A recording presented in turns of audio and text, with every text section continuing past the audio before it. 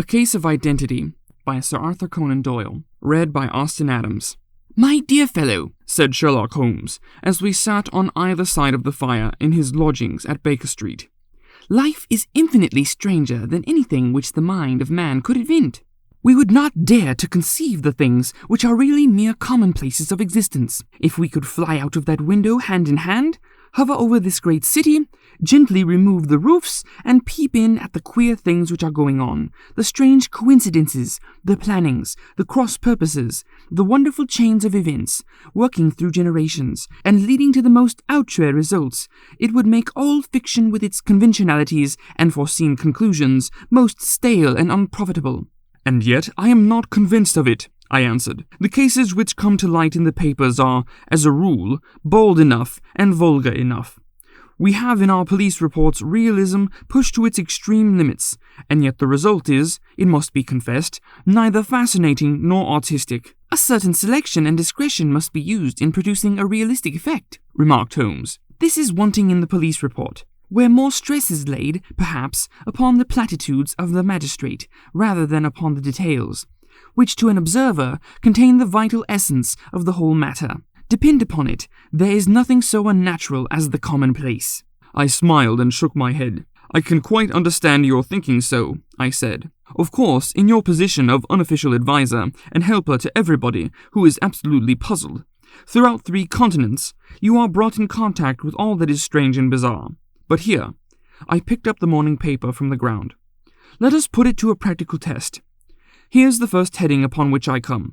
A husband's cruelty to his wife. There is a half column of print, but I know without reading it that it is all perfectly familiar to me. There is, of course, the other woman, the drink, the push, the blow, the bruise, the sympathetic sister or landlady. The crudest of writers could invent nothing more crude." "Indeed, your example is an unfortunate one for your argument," said Holmes, taking the paper and glancing his eye down it. "This is the Dundas separation case, and as it happens, I was engaged in clearing up some small points in connection with it. The husband was a teetotaler, there was no other woman, and the conduct complained of was that he had drifted into the habit of winding up every meal by taking out his false teeth and hurling them at his wife, which, you will allow, is not an action likely to occur to the imagination of the average storyteller. Take a pinch of snuff, doctor, and acknowledge that I have scored over you in your example." He held out his snuff-box of gold, with a great amethyst at the center of the lid. Its splendor was in such contrast to his homely ways and simple life that I could not help commenting upon it. "Ah," said he, "I forgot that I had not seen you for some weeks. It is a little souvenir from the King of Bohemia in return for my assistance in the case of the Irene Adler papers." "And the ring?" I asked, glancing at a remarkable brilliant which sparkled upon his finger. "It was from the reigning family of Holland, though the matter in which I served them was of such delicacy that I cannot confide it even to you, who have been good enough to chronicle 1 or 2 of my little problems." "And have you any on hand just now?" I asked with interest. "Some 10 or 12, but none of which present any feature of interest. They are important, you understand, without being interesting. Indeed, I have found that it is usually in unimportant matters that there is a field for the observation, and for the quick analysis of cause and effect which gives the charm to an investigation. The larger crimes are apt to be the simpler, for the bigger the crime, the more obvious, as a rule, is the motive. In these cases, save for one rather intricate matter which has been referred to me from Marseille, there is nothing which presents any features of interest. It is possible, however, that I may have something better before very many minutes are over, for this is one of my clients, or I am much mistaken." He had risen from his chair, and was standing between the parted blinds gazing down into the dull, neutral-tinted London street. Looking over his shoulder, I saw on the pavement opposite there stood a large woman with a heavy fur boa around her neck, and a large curling red feather in a broad-brimmed hat, which was tilted coquettish, Duchess of Devonshire fashion, over her ear. From under this great panoply, she peeped up in a nervous, hesitating fashion at our windows, while her body oscillated backward and forward, and her fingers fidgeted with her glove buttons. Suddenly, with a plunge, as of the swimmer who leaves the bank, she hurried across the road, and we heard the sharp clang of the bell. "I have seen those symptoms before," said Holmes, throwing his cigarette into the fire. "Oscillation upon the pavement always means an affaire de coeur. She would like advice, but is not sure that the matter is not too delicate for communication. And yet, even here we may discriminate. When a woman has been seriously wronged by a man, she no longer oscillates. The usual symptom is a broken bell wire. Here, we may take it that there is a love matter, but that the maiden is not so much angry as perplexed or grieved. But here she comes in person to resolve our doubts." As he spoke, there was a tap at the door, and the boy in the buttons entered to announce Miss Mary Sutherland, while the lady herself loomed behind his small black figure like a full-sailed merchantman behind a tiny pilot boat. Sherlock Holmes welcomed her with the easy courtesy for which he was remarkable, and, having closed the door and bowed her into an armchair, he looked her over in the minute and yet abstracted fashion which was peculiar to him. "Do you not find," he said, "that with your short sight it is a little trying to do so much typewriting?" "I did at first," she answered, "but now I know where the letters are without looking." Then, suddenly realizing the full purport of his words, she gave a violent start and looked up, with fear and astonishment upon her broad, good-humored face. "You've heard about me, Mr. Holmes," she cried. "Else how could you know all that?" "Never mind," said Holmes, laughing. "It is my business to know things. Perhaps I have trained myself to see what others overlook. If not, why should you come to consult me?" "I came to you, sir, because I heard of you from Mrs. Etheridge, whose husband you found so easy when the police and everyone had given him up for dead. Oh, Mr. Holmes, I wish you would do as much for me. I'm not rich, but I still have 100 a year in my own right, besides that little that I make by the machine, and I would give it all to know what has become of Mr. Hosmer Angel." "Why did you come away to consult me in such a hurry?" asked Sherlock Holmes, with his fingertips together and his eyes to the ceiling. Again, a startled look came over the somewhat vacuous face of Miss Mary Sutherland. "Yes, I did bang out of the house," she said, "for it made me angry to see the easy way in which Mr. Windibank, that is, my father, took it all. He would not go to the police, and he would not go to you, and so at last, as he would do nothing and kept on saying there was no harm done, it made me mad, and I just on with my things and came right away to you." "Your father," said Holmes. "Your stepfather, surely, since the name is different." "Yes, my stepfather. I call him father, though it sounds funny, too, for he is only 5 years and 2 months older than myself." "And your mother is alive?" "Oh, yes, mother is alive and well. I wasn't best pleased, Mr. Holmes, when she married again so soon after father's death, and a man who was nearly 15 years younger than herself. Father was a plumber in the Tottenham Court Road, and he left a tidy business behind him, which mother carried on with Mr. Hardy, the foreman. But when Mr. Windibank came, he made her sell the business, for he was very superior, being a traveller in wines. They got £4,700 for the goodwill and interest, which wasn't near as much as father could have got if he had been alive." I had expected to see Sherlock Holmes impatient under this rambling and inconsequential narrative, but, on the contrary, he had listened with the greatest concentration of attention. "Your own little income," he asked, "does it come out of the business?" "Oh, no, sir. It is quite separate and was left to me by my Uncle Ned in Auckland. It is in New Zealand stock, paying 41/2%. £2,500 was the amount, but I can only touch the interest." "You interest me extremely," said Holmes, "and since you drag so large a sum as 100 a year, with what you earn into the bargain, you no doubt travel a little and indulge yourself in every way. I believe that a single lady can get on very nicely upon an income of about £60. "I could do with much less than that, Mr. Holmes, but you understand that as long as I live at home, I don't wish to be a burden to them, and so they have the use of the money just while I am staying with them. Of course, that is only just for the time. Mr. Windibank draws my interest every quarter and pays it over to mother, and I can find that I do pretty well with what I earn at typewriting. It brings me 2 pence a sheet, and I can often do from 15 to 20 sheets in a day." "You have made your position very clear to me," said Holmes. "This is my friend, Dr. Watson, before whom you can speak as freely as before myself. Kindly tell us now all about your connection with Mr. Hosmer Angel." A flush stole over Miss Sutherland's face, and she picked nervously at the fringe of her jacket. "I first met him at the gasfitter's ball," she said. "They used to send father tickets when he was alive, and then afterwards they remembered us and sent them to mother. Mr. Windibank did not wish us to go. He never did wish us to go anywhere. He would get quite mad if I wanted to so much as join a Sunday school treat. But this time I was set on going, and I would go, for what right had he to prevent? He said the folk were not fit for us to know, when all father's friends were to be there, and he said that I had nothing fit to wear, when I had my purple plush that I had never so much as taken out from the drawer. At last, when nothing else would do, he went off to France upon the business of the firm. But we went, mother and I, with Mr. Hardy, who used to be our foreman, and it was there I met Mr. Hosmer Angel. I suppose," said Holmes, "that when Mr. Windibank came back from France, he was very annoyed about your having gone to the ball?" "Oh, well, he was very good about it. He laughed, I remember, and shrugged his shoulders, and said there was no use denying anything to a woman, for she would have her way. I see. Then at the gasfitters' ball you met, as I understand, a gentleman called Mr. Hosmer Angel. Yes, sir, I met him that night, and he called next day to ask if we had got home all safe. And after that we met him, that is to say, Mr. Holmes, I met him twice for walks. But after that, father came back again, and Mr. Hosmer Angel could not come to the house any more. No? Well, you know, father didn't like anything of the sort. He wouldn't have any visitors if he could help it, and he used to say that a woman should be happy in her own family circle. But then, as I used to say to mother, a woman wants her own circle to begin with, and I had not got mine yet. But how about Mr. Hosmer Angel? Did he make no attempt to see you?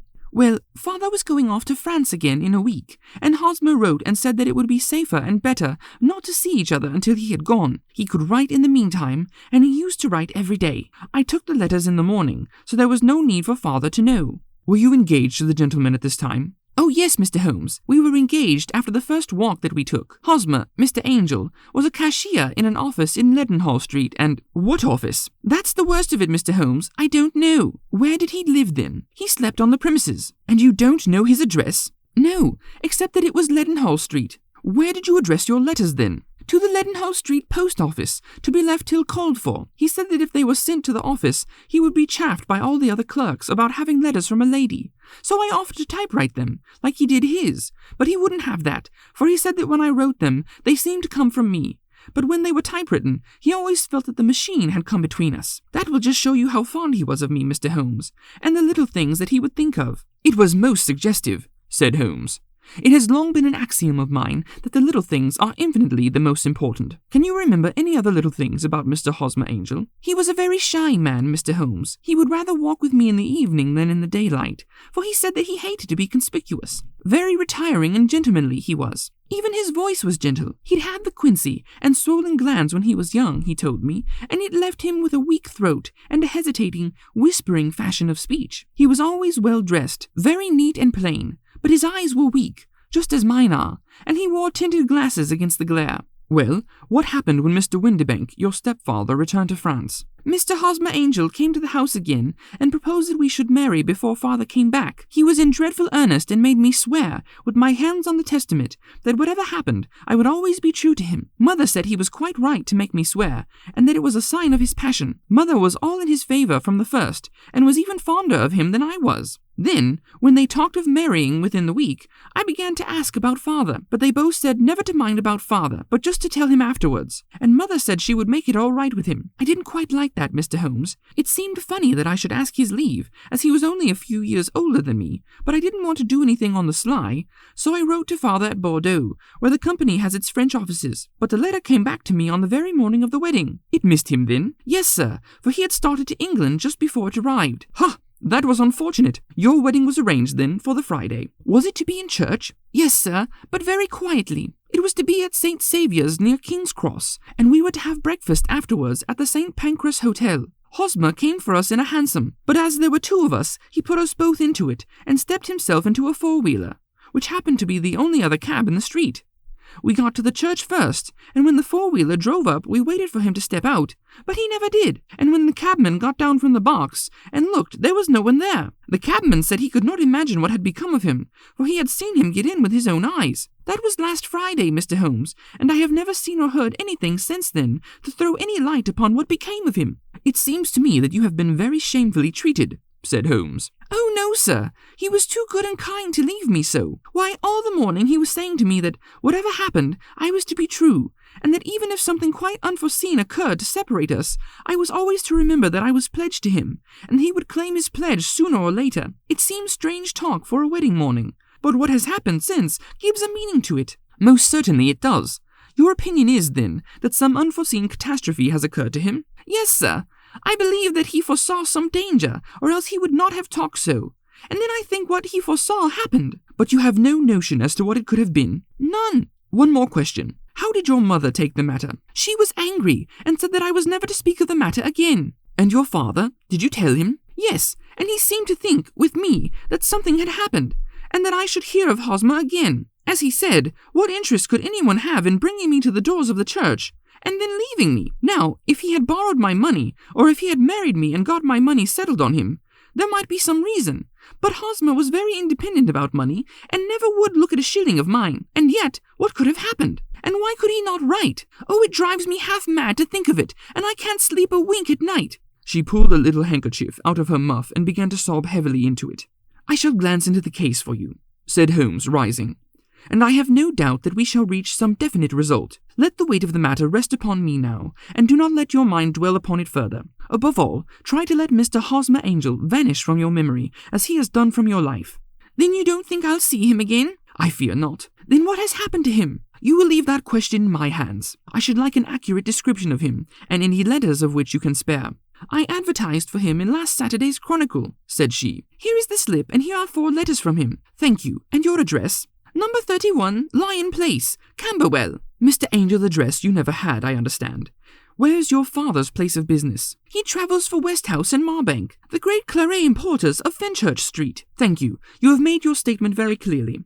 You will leave the papers here, and remember the advice which I have given you. Let the whole incident be a sealed book, and do not allow it to affect your life." "You are very kind, Mr. Holmes, but I cannot do that. I shall be true to Hosmer. He shall find me ready when he comes back." For all the preposterous hat and the vacuous face, there was something noble in the simple faith of our visitor, which compelled our respect. She laid her bundle of papers upon the table and went her way, with a promise to come again whenever she might be summoned. Sherlock Holmes sat silent for a few minutes, with his fingertips still pressed together, his legs stretched out in front of him, and his gaze directed upward to the ceiling. Then he took down from the rack the old and oily clay pipe, which was to him as a counselor, and, having lit it, he leaned back in his chair, with the thick blue cloud wreaths spinning up from him, and a look of infinite languor in his face. "Quite an interesting study, that maiden," he observed. "I found her more interesting than her little problem, which, by the way, is a rather trite one. You will find parallel cases, if you consult my index, in Andover in 77, and there was something of the sort at The Hague last year. Old as is the idea, however, there were 1 or 2 details which were new to me. But the maiden herself was most instructive." "You appeared to read a good deal upon her, which was quite invisible to me," I remarked. "Not invisible, but unnoticed, Watson. You did not know where to look, and so you missed all that was important. I can never bring you to realize the importance of sleeves, the suggestiveness of thumbnails, or the great issues that may hang from a bootlace. Now, what did you gather from the woman's appearance? Describe it." "Well, she had a slate-colored, broad-brimmed straw hat, with a feather of a brickish red. Her jacket was black, with black beads sewn upon it, and a fringe of little black jet ornaments. Her dress was brown, rather darker than coffee color, with a little purplish plush at the neck and sleeves. Her gloves were grayish and were worn through at the right forefinger. Her boots I didn't observe. She had small, round, hanging gold earrings, and a general air of being fairly well-to-do, in a vulgar, comfortable, easy-going way." Sherlock Holmes clapped his hands softly together and chuckled. "'Pon my word, Watson, you are coming along wonderfully. You have really done very well indeed. It is true that you have missed everything of importance, but you have hit upon the method, and you have a quick eye for color. Never trust to general impressions, my boy, but concentrate yourself upon details. My first glance is always at a woman's sleeve. In a man, it is perhaps better first to take the knee of the trouser. As you observe, the woman had plush upon her sleeves, which is a most useful material for showing traces. The double line, a little above the wrist, where the typewritist presses against the table, was beautifully defined. The sewing machine, of the hand type, leaves a similar mark, but only on the left arm, and on the side of it farthest from the thumb, instead of being right across the broadest part, as this was. I then glanced at her face, and, observing the dint of the pince-nez at either side of her nose, I ventured a remark upon short sight and typewriting, which seemed to surprise her. It surprised me, but surely it was obvious. I was then much surprised and interested on glancing down to observe that, though the boots which she was wearing were not unlike each other, they were really odd ones, the one having a slightly decorated toe cap, and the other a plain one. One was buttoned only to the 2 lower buttons out of 5, and the other at the 1st, 3rd, and 5th. Now, when you see that a young lady, otherwise neatly dressed, has come away from home with odd boots, half-buttoned, it is no great deduction to say that she came away in a hurry." "And what else?" I asked, keenly interested, as I always was, by my friend's incisive reasoning. "I noted in passing that she had written a note before leaving home, but after being fully dressed. You observed that her right glove was torn at the forefinger, but you did not, apparently, see that both glove and finger were stained with violet ink. She had written in a hurry, and dipped her pen too deep. It must have been this morning, or the mark would not remain clear upon the finger.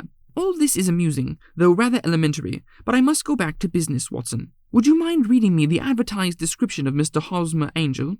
I held the little printed slip to the light. Missing, it said, on the morning of the 14th, a gentleman named Hosmer Angel, about 5 feet 7 inches in height, strongly built, sallow complexion, black hair, a little bald in the center, bushy black side whiskers and mustache, tinted glasses, slight infirmity of speech. Was dressed, when last seen, in black frock coat faced with silk, black waistcoat, gold Albert chain, and grey Harris tweed trousers, and brown gaiters over elastic-sided boots. Known to have been employed in an office in Leadenhall Street. That will do, said Holmes. As to the letters, he continued, glancing over them, they are very commonplace. Absolutely no clue in them to Mr. Angel, save that he quotes Balzac once. There is one remarkable point, however, which no doubt will strike you. They are typewritten, I remarked. Not only that, but the signature is typewritten. Look at the neat little Hosmer Angel at the bottom. There is a date, you see, but no superscription except Leadenhall Street, which is rather vague. The point about the signature is very suggestive. In fact, we may call it conclusive. Of what? My dear fellow, is it possible you do not see how strongly it bears upon the case? I cannot say that I do, unless it were that he wished to be able to deny his signature if an action for breach of promise were instituted. No, that was not the point. However, I shall write 2 letters, which should settle the matter. One is to a firm in the city, the other is to the young lady's stepfather, Mr. Windibank, asking him whether he could meet us here at 6 o'clock tomorrow evening. It is just as well that we should do business with the male relatives. And now, Doctor, we can do nothing until the answers to those letters come, so we may put our little problem upon the shelf for the interim. I had had so many reasons to believe in my friend's subtle powers of reasoning and extraordinary energy in action that I felt he must have some solid grounds for the assured and easy demeanor with which he had treated the singular mystery which he had been called upon to fathom. Once only had I known him to fail, in the case of the King of Bohemia and of the Irene Adler photograph. But when I looked back to the weird business of the sign of 4, and the extraordinary circumstances connected to the study in scarlet, I felt that it would be a strange tangle indeed which he could not unravel. I left him then, still puffing at his black clay pipe, with the conviction that when I came again on the next evening, I would find that he held in his hands all the clues which would lead up to the identity of the disappearing bridegroom of Miss Mary Sutherland. A professional case of great gravity was engaging my own attention at the time, and the whole of the next day I was busy at the bedside of the sufferer. It was not until close upon 6 o'clock that I found myself free, and was able to spring into a hansom and drive to Baker Street, half afraid that I might be too late to assist at the denouement of the little mystery. I found Sherlock Holmes alone, however, half asleep, with his long, thin form curled up in the recesses of his armchair. A formidable array of bottles and test tubes, with the pungent, cleanly smell of hydrochloric acid, told me that he had spent his day in the chemical work which was so dear to him. "Well, have you solved it?" I asked as I entered. "Yes, it was the bisulfate of baryta." No, the mystery!" I cried. "Oh, that! I thought of the salt that I had been working upon. There was never any mystery in the matter, though as I said yesterday, some of the details are of interest. The only drawback is that there is no law, I fear, that can touch the scoundrel. Who was he, then, and what is his object in deserting Miss Sutherland?" The question was hardly out of my mouth, and Holmes had not yet opened his lips to reply, when we heard a heavy footfall in the passage and a tap at the door. "This is the girl's stepfather, Mr. James Windibank," said Holmes. "He has written to me to say that he would be here at 6. Come in." The man who entered was a sturdy, middle-sized fellow, some 30 years of age, clean-shaven and sallow-skinned, with a bland, insinuating manner, and a pair of wonderfully sharp and penetrating grey eyes.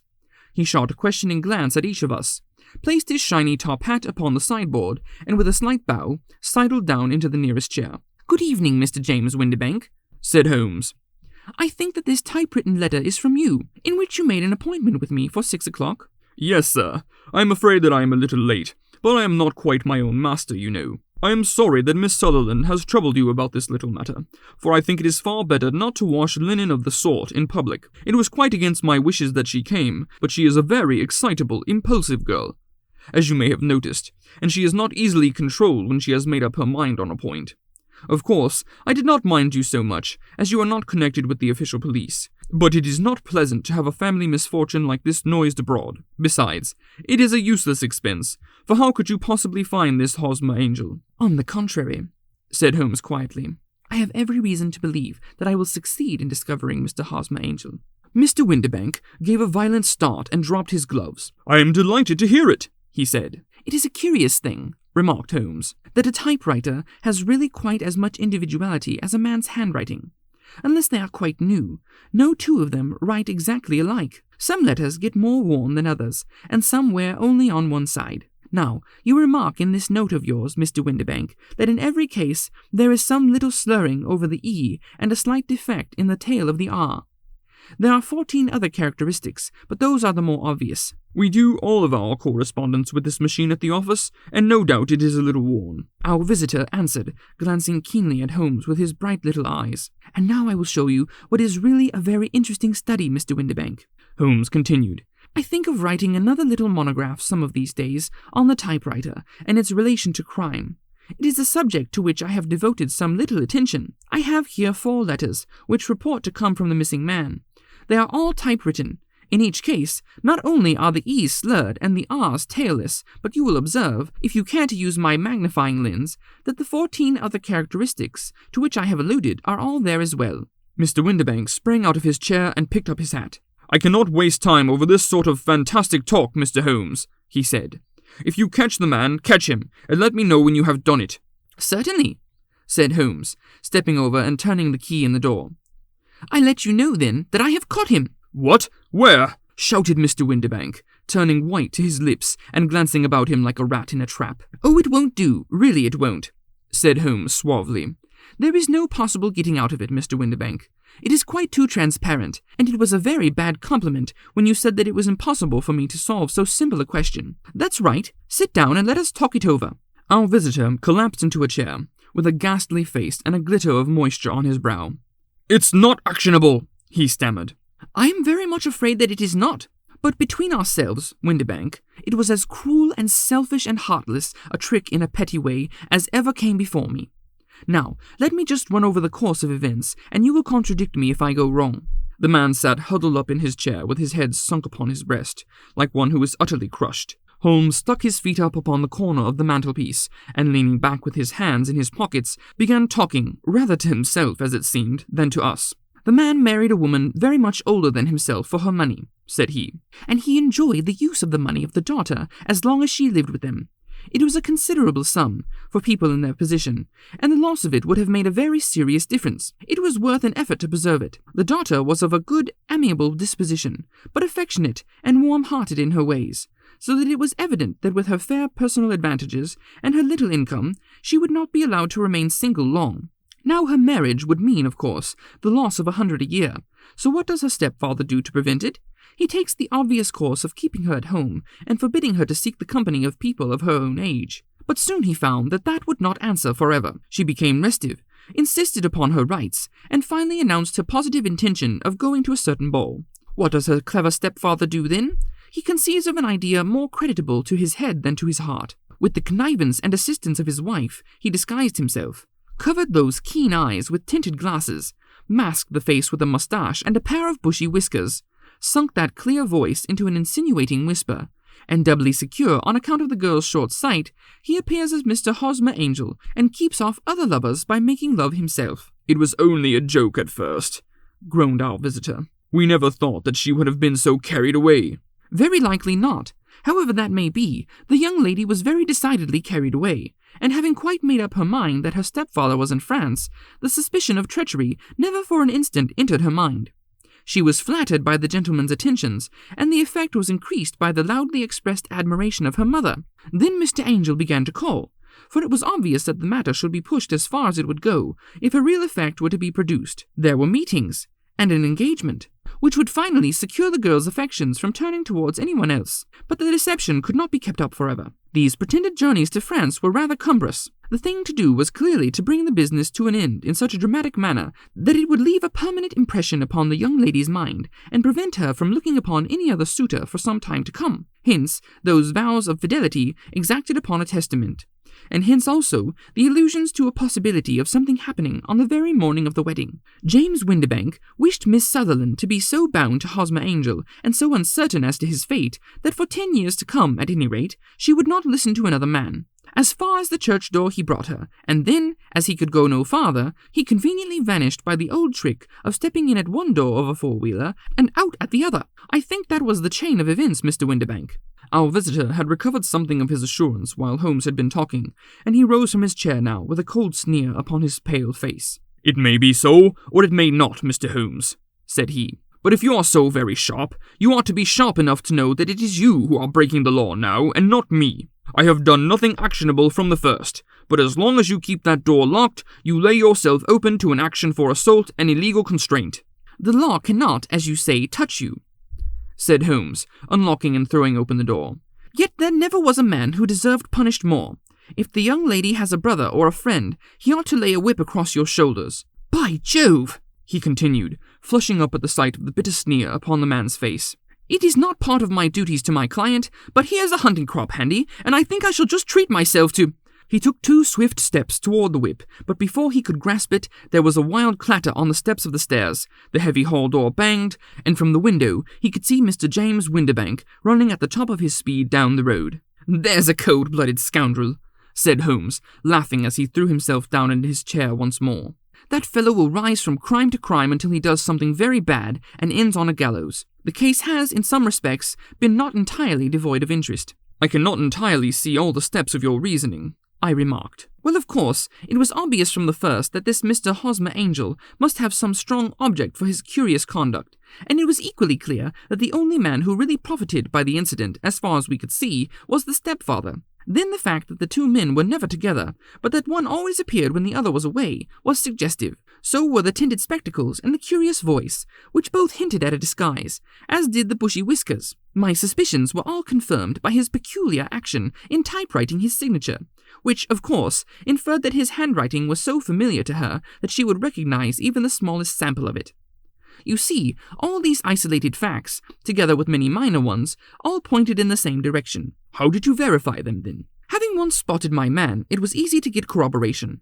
I knew the firm for which this man worked. Having taken the printed description, I eliminated everything from it which could be the result of a disguise. The whiskers, the glasses, the voice, and I sent it to the firm, with a request that they would inform me whether it answered to the description of any of their travelers. I had already noticed the peculiarities of the typewriter, and I wrote to the man himself, at his business address, asking him if he would come here. As I expected, his reply was typewritten and revealed the same trivial but characteristic defects.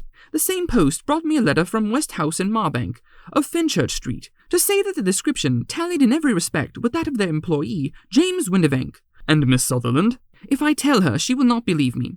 You may remember the old Persian saying, 'There is danger for him who taketh the tiger club, and danger also for whoso snatches a delusion from a woman.' There is as much sense in Hafiz as in Horace, and as much knowledge of the world.